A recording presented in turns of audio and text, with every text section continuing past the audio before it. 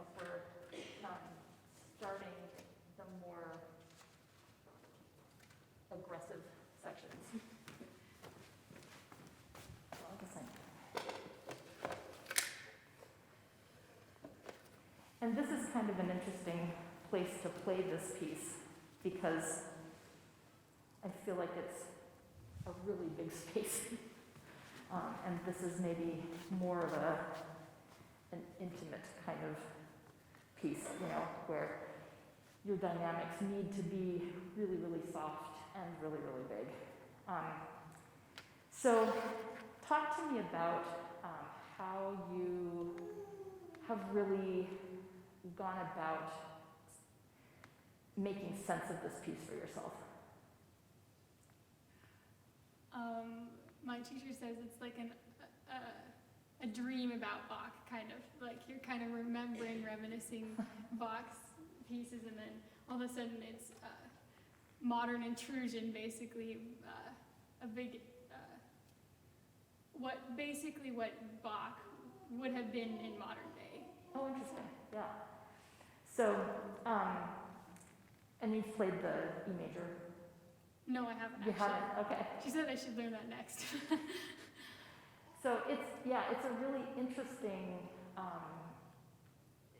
thing that he, Ysaye inserts those parts of the E major partita, and then creates, all of these different voices like you would have in an accompanied Bach. And I think you're doing a really good job of bringing out all of those voices for the most part. I think the part that I'd like to work on maybe a little bit is at the end. And there's a lot going on. If you guys have not ever seen this music, it's, very unaccompanied Bach looking with lots of stems going up and down. So obviously the Dies Irae melody, is what you want to bring out, and that's that really, it's used in a lot of classical music to sort of portray, doom, yes, doom and gloom. But in this case, we want to bring it out. So how about if you start just in the Meno mosso here, and maybe just, if you can, just spend a little bit more time on those bass notes. And I would not worry about making everything fortissimo, because we don't want to squish those arpeggios out of the instrument. We want to just pull them out.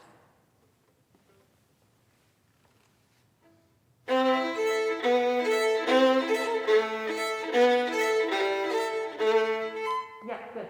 And could you bring out the bottom and then the top of the arpeggio a little bit more? Do you want to look at it? So just those.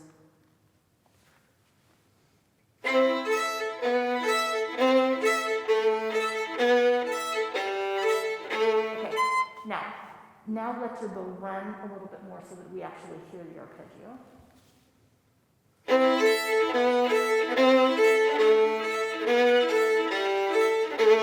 Yeah, so the reason that I did that for you was because I'm not always hearing the E. And the E, I think, is like this interesting pedal tone against the Dies Irae that's, if you want to hear that throughout the whole thing. So can you do that again and think about emphasizing the E, but not to the point where you're squishing the other notes in between.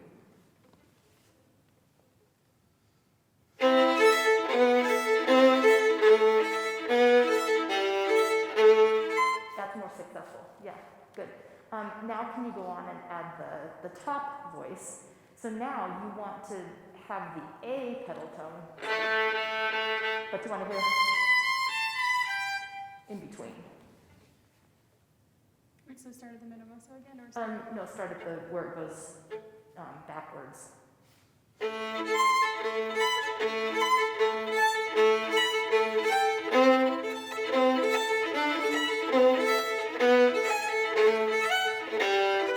Yeah, good. So it's important important, that you bring out the pedal tones that are switching places and the melody. So let's do the whole meno mosso, and I'll go to the tempo vivo here. Okay.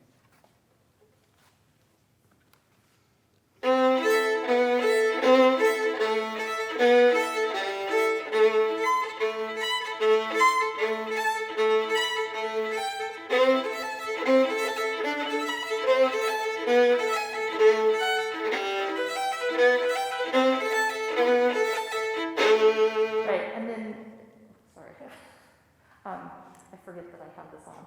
Then when you have the 30-second notes, then you have to do the top and the bottom because the top is changing too. And so I think just bring out those voices a little bit more, but give yourself time to do it.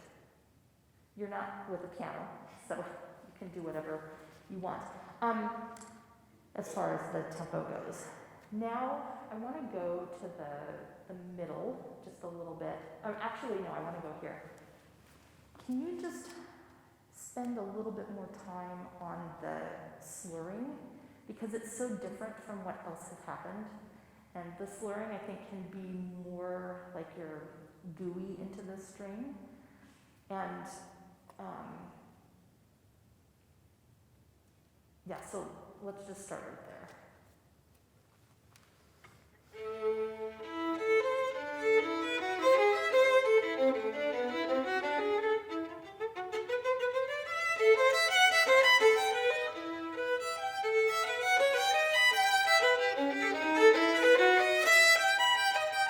Good. So you want to bring out the moving. Let's see. You also have, but I think the bottom note is probably more important as far as melody. And so in Baroque music, you would probably go like dia, dia, dia, dia. But here I think you could do maybe more of the bottom and not as much as the top, but not put a little space in between. So not, and you're not doing either of those, but I'm just like trying to point out that in Baroque music you might actually be lighter on the top note. But think about the top note still being melodic, but you're going to bring out more of the bottom. And especially just those lines.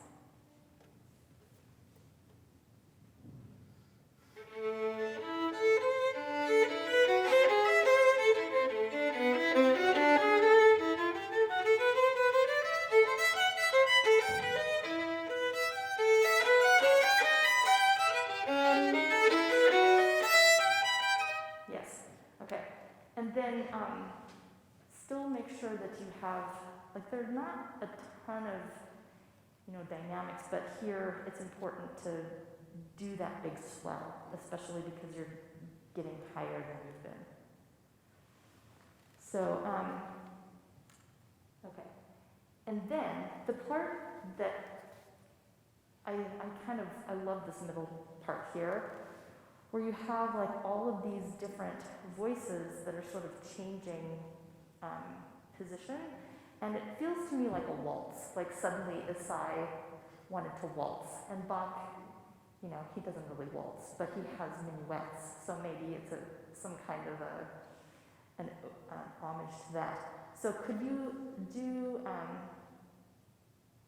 just start here? And you did bring out that sort of triple meter feel to it, but I wonder if we can just make it feel like it sort of waltzes a little bit more.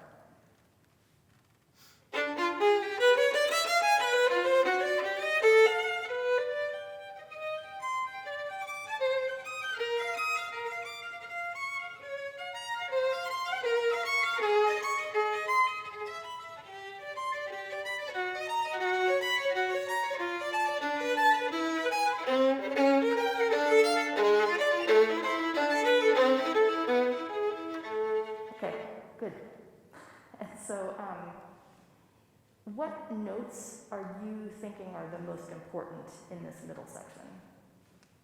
Maybe the bottom ones? Okay. So what do you think about the top notes? Bottom and top, I guess, are both important. Yeah, I would say. So can you bring out so you have ascending and descending, and you also, are you thinking of it in groups of two measures? Like a question and then an answer? Kind of, yeah. I mean, I didn't really think about it that way. I think that it's two measures. Da da dee da dee da dee da dee da dee da ba da da ba dee da dee da da. So if you can think of it like in groups of 6. Play it again. Play it again, yeah. Oh, can you just start? Yeah, the dolce.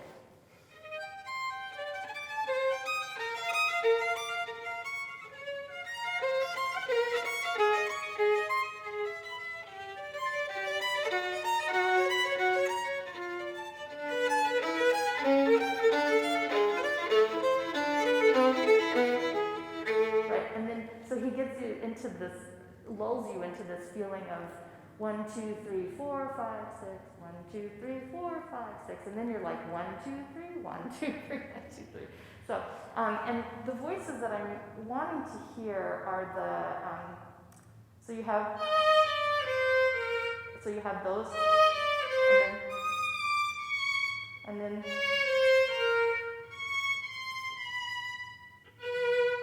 so that's the first two.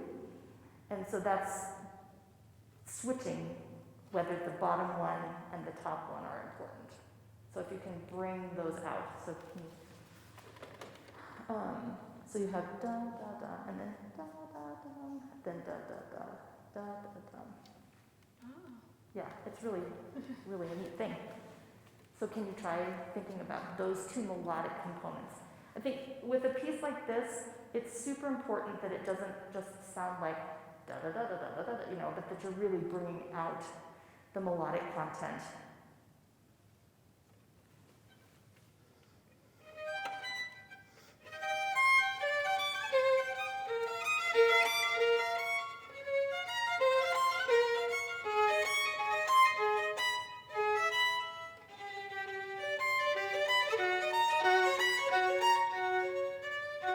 Whoopsies, I lost my spot. Here. I'm making you think about it in a different way. You want to start, so you have those, and then this one starts a different pattern.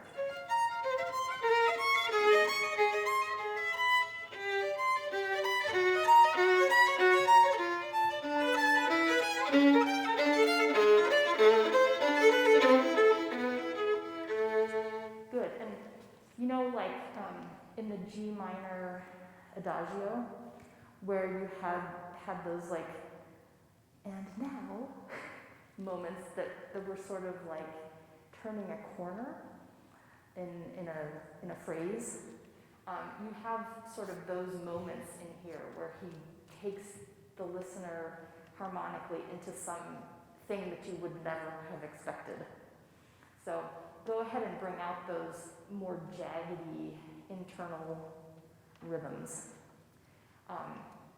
I once had a professor tell me that you should play Bach like cool jazz. And this was a Bach scholar of all people. And, like there are these little internal rhythms that make it more interesting than just the 16th notes that we see on a page. So, and then I think just the last thing, I would go ahead and maybe play out just a little bit more on the Bach things that are soft. Okay. It could have been the room too, but I would just do a little bit more, just not quite so minuscule, but really, really enjoyable, and you understand the piece really well. So definitely work on the preludio. It'll give you more insight, I think, into this piece. So thank you.